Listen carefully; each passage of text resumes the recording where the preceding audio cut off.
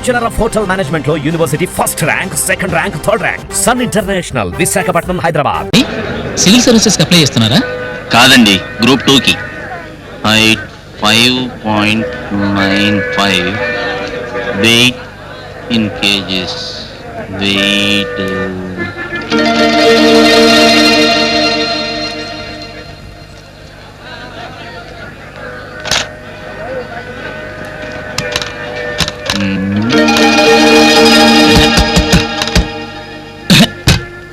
Sir, ఆ machine పాడైపోయిందండి. పాడైపోయిందా? అవునండి, వారం రోజుల నుండి అది పనిచేయడం లేదు. పని చేయట్లేదని బోర్డు ఏదైనా పెట్టొచ్చు కదా. పెట్టొచ్చు, కానీ వాళ్ళు పెట్టరండి.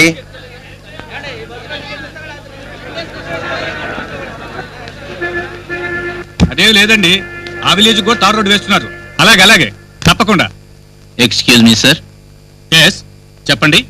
సార్, నా పేరు ధన్వి. బయట వెయిట్ మిషన్ లో 1 రూపీ కాయిన్ వేశాను. బట్ ఆ మిషన్ పాడైపోయిందని రూపాయి కాయిన్ వేసాక గానీ నాకు తెలియలేదు. తమరు నా రూపాయి నాకు ఇచ్చేస్తే నేను వెళ్ళిపోతాను. ఏమయ్యా, తమాషాగా ఉందా? ఎవరితో మాట్లాడుతున్నావు తెలుసా నీకు? తెలుసు సార్, డిపో మేనేజర్ గారితో. ఏం బస్ స్టాండ్ లో వెయిట్ మిషన్స్, ఎస్టీడీ మిషన్స్ బాగు చేసే వాళ్ళకి కనపడుతున్నారా? Useless fellow. నా రూపాయి నాకు ఇచ్చేస్తే వెళ్ళిపోతానండి. చొప్పించు కొత్త రాస్కెల్, పో బయటికి. కంప్లైంట్ చేస్తే బాధ్యత ఫీల్ అవ్వాల్సింది పోయి నోటుకొచ్చినట్టు తిడతావా? నీ ముష్టి రూపాయి కోసం నన్నే కొడతావా? ఎవరక్కడ? నువ్వు ఈ డిపోకి మేనేజరు కాబట్టి, ఆ మిషన్ నీ బస్ స్టాండ్ లో ఉంది కాబట్టి, అది వర్క్ చేయడం లేదు కాబట్టి, బాధ్యత వహిస్తూ అది పని చేయడం లేదని ఒక బోర్డు దాని ముఖాన్న కట్టాలరా ఫుల్. పైగా ముష్టి రూపాయి అని తేలిగ్గా మాట్లాడతావా? బస్ ఎక్కి 4 రూపాయల టికెట్ కి 3 రూపాయలు ఇస్తే 1 రూపాయే కదా మీ వాళ్ళు అడ్జస్ట్ చేసుకుంటారా? అడ్జస్ట్ చేసుకుంటారో అడుగుతుంటారో నాకు అనవసరం. పోయి నీ రూపాయికి ఆ మిషన్ కి నాకు ఏ సంబంధం లేదయా. నిజంగా మీకు ఆ మిషన్ కి ఏ సంబంధం లేదా? లేదు. ఈ ముక్క ముందు చెప్తే ఈ గోల ఉండేది కాదు కదా సార్. ఐఎమ్ ఎక్స్ట్రీమ్లీ సారీ, ఏమనుకోకండి, వస్తాను.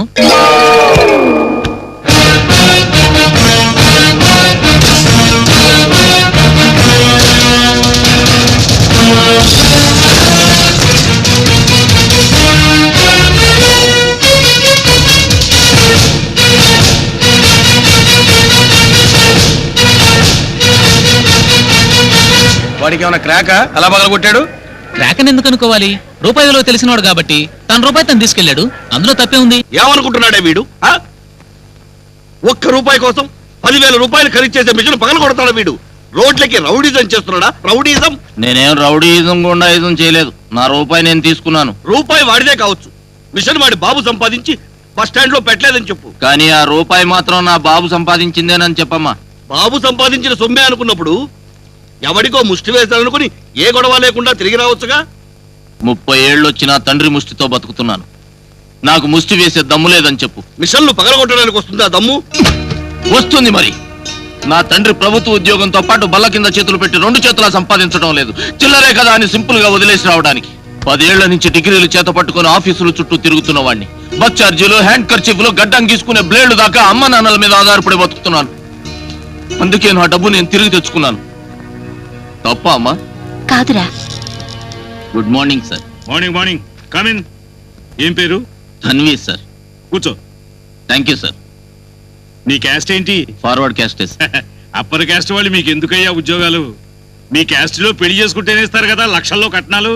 పెళ్ళాం డబ్బుతో హ్యాపీగా బిజినెస్ చేసుకుని బతకొచ్చు కదా. ఫార్వర్డ్ క్యాస్ట్ లో కూడా పూట గతి లేని వాళ్ళు ఉన్నారు సార్. ఓకే ఓకే, నీ ఇంటెలిజెన్స్ అంతా ఇప్పుడే వేస్ట్ చేయకు. అవును, నీ నేటివ్ ప్లేస్ ఎక్కడ? కృష్ణా జిల్లా సార్. కృష్ణా జిల్లా విస్తీర్ణం ఎంత? I'm sorry sir. Leave it. Me district లో ఎన్ని విలేజెస్ ఉన్నాయి? Sorry sir. పోనీ మీ జిల్లా పాపులేషన్ లో లేడీస్ పర్సెంటేజ్ ఎంత? Sorry sir. ఏమయ్యా, నువ్వు సారీలు తప్ప సమాధానాలు చెప్పలేవా? నేను సివిల్ సర్వీస్ ఇంటర్వ్యూకి రాలేదు సార్. బ్యాంక్ సర్వీస్ ఇంటర్వ్యూకి వచ్చాను. చదివింది ఎంకామ్ సార్. అంటే ఎంకామ్ కి సంబంధించిన ప్రశ్నలే వేయాలా? మనిషికి జనరల్ నాలెడ్జ్ ఉండక్కర్లేదా? అదేంటి? Fan sir. ఆ ఫ్యాన్ క్లాక్ వైజ్ లో తిరుగుతుందా, యాంటీ క్లాక్ వైజ్ లో తిరుగుతుందా? క్లాక్ వైజ్ లో తిరుగుతుంది సార్. ఫ్యాన్ ఎలా తిరుగుతుందని ఎంకామ్ లో చెప్పారా? లేదు సార్. బీకామ్ లో చెప్పారా? పోనీ ఇంటర్ లో చెప్పారా? అయినా ఎలా చెప్పావు? జనరల్ నాలెడ్జ్ తోనేగా. సరే, ఇది ఎక్కడ పెట్టుకుంటాం? కళ్ళకు పెట్టుకుంటాం సార్. ఇవి కళ్ళకే పెట్టుకోవాలి, కాళ్ళకు కాదని ఈ ఎంకామ్ లో చెప్పారా? No sir. అయినా ఎలా చెప్పావు? జనరల్ నాలెడ్జేగా. Yes sir. అరే, అమితాబ్ బచ్చన్ కౌన్ బనేగా కరోడ్పతి ప్రోగ్రాం పెడుతున్నందుకే గైడ్స్, న్యూస్ పేపర్స్ చదివి జీకే పెంచుకుంటూ ఓకే అంటూ పోటీ పడుతున్నారు. ఆ మాత్రం ప్రిపేర్ అయ్యి రాకపోతే ఎలా బాబు? సి మిస్టర్ ధన్వి, హైదరాబాద్ లో సముద్రం ఎందుకు లేదయ్యా? ఆన్సర్ చెప్పకుండా అలా చూస్తావేమిటయ్యా? చెప్తాను సార్. 1947 సంవత్సరానికి ముందు హైదరాబాద్ లో సముద్రం ఉండేది సార్.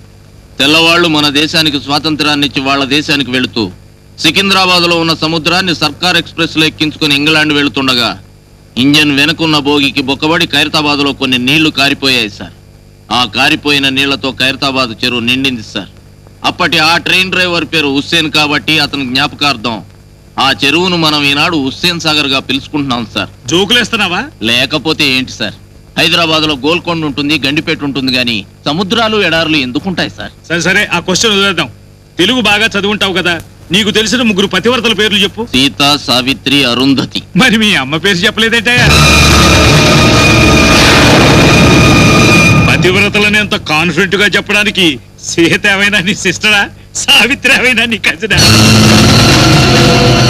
కళ్ళ ముందున్న అమ్మను వదిలేసి కనిపించని వాళ్ళ పేర్లు చెప్పావంటే మీ అమ్మ మీద నీకు నమ్మకం.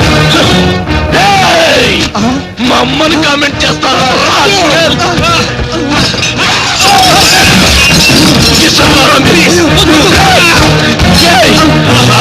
చెప్తాను.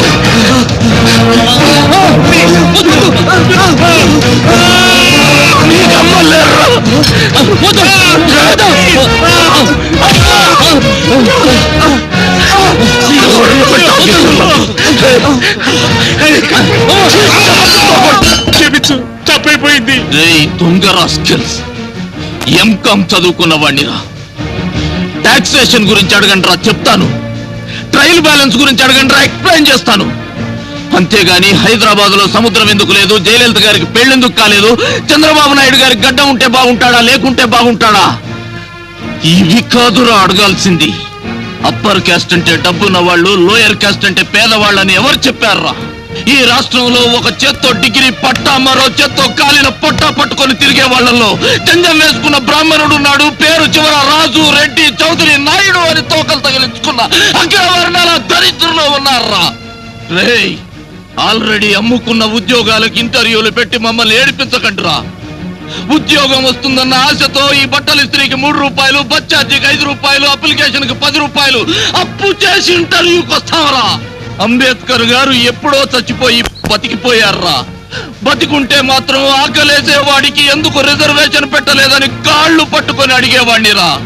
లేదా అయ్యా అంబేద్కర్ గారు అప్పర్ కాస్ట్ లో పుట్టి అడుక్కుతుంటున్న దౌర్భాగ్యులం మేము, మమ్మల్ని కూడా ఏదో ఒక రిజర్వేషన్ లో తోసేయమని కాళ్ళు పట్టుకొని ప్రాధేయపడేవాడినిరా. ప్రాధేయపడేవాడిని. దేశం మీలాంటి చెత్త కుక్కల చేతిలో చిక్కి చెత్త కుండీలా మారిపోయిందిరా. ప్రభుత్వం మీకిచ్చే జీతాలతో పరమాన్నం తింటూ మా ఎంగిలాకులు కూడా లాక్కోకండిరా, లాక్కోకండిరా, రాస్కెల్స్ లాక్కోకండిరా.